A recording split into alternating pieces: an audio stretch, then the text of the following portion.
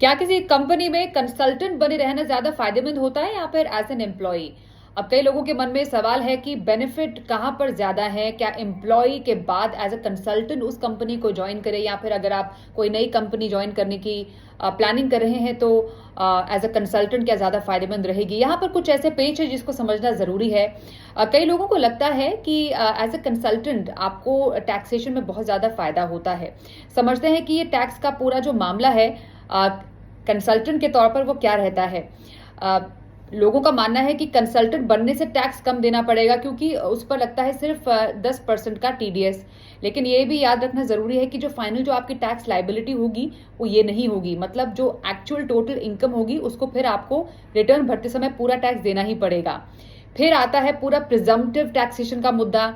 अब जो specified professions है उसमें 50% और बाकी जो रिसीट्स है उस पर 6% डीम्ड इनकम भी होती है, और ये तो सिर्फ मिनिमम है, अपर लिमिट तो है नहीं। तो अगर आपके जो खर्चे हैं, लाइफस्टाइल है, इन्वेस्टमेंट है, आप ये दिखाते हैं और आपकी असली कमाई से ज्यादा है तो जो आईटी डिपार्टमेंट है आपसे सवाल पूछ सकता है। अब सवाल सबसे बड़ा आता है एम्प्लॉय पर्क्स का। कंसल्टेंट्स को कैसे एम्प्लॉयमेंट पर्क्स मिलती है और जो फिक्स्ड एम्प्लॉयज होते हैं उनको कैसे मिलती है। यहाँ पर जो है वो जो कंसल्टेंट्स है काफ़ी कुछ मिस कर देते हैं। जो एम्प्लॉयज़ होते हैं आपको मालूम होना चाहिए कि उनको लगभग 75,000 का स्टैंडर्ड डिडक्शन मिलता है। ऊपर से जो पीएफ कंट्रीब्यूशन है वो टैक्स फ्री है। रिटायरमेंट पर 20 लाख रुपए तक की ग्रेच्युटी है, वो एग्जेम्प्टेड है। कंपनी कार है। बाकी बहुत सारे जो बेनिफिट्स हैं, ग्रुप मेडिक्लेम जो है वो जो है पेड लीव, कैजुअल लीव, जो आपके तमाम जो लीव बेनिफिट्स हैं, ये कुछ ऐसे तरह की पर्क्स है मॉनेटरी वैल्यू में एक्स्ट्रा डिडक्शंस होते हैं, वो कई बार कंसल्टेंट्स को नहीं मिलती हैं। हाँ, अगर आपकी कंपनी है जो आपको इनमें से कुछ पर्क्स देना चाहती हैं तो बहुत ही बेहतरीन, बहुत ही बढ़िया है।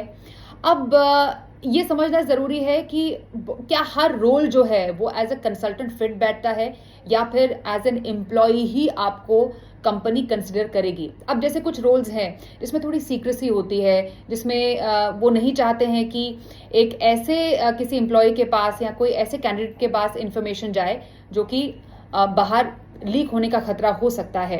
अब जैसे कंप्लायंस ऑफिसर हो गया, एग्जीक्यूटिव डायरेक्टर है, फाइनेंस, ऑडिट, लीगल रोल्स जो हैं जहां पर बहुत ही टॉप सीक्रेट कुछ कंपनी के स्टेटमेंट्स हो सकते हैं, client confidential data handling roles होते हैं, फिक्स्ड आवर्स जो सुपरवाइज्ड रोल्स होते हैं, वो कंपनीज प्रेफर करती है कि आप एक जो परमानेंट या फिक्स्ड एम्प्लॉय है उससे ही पूरा करवाएं।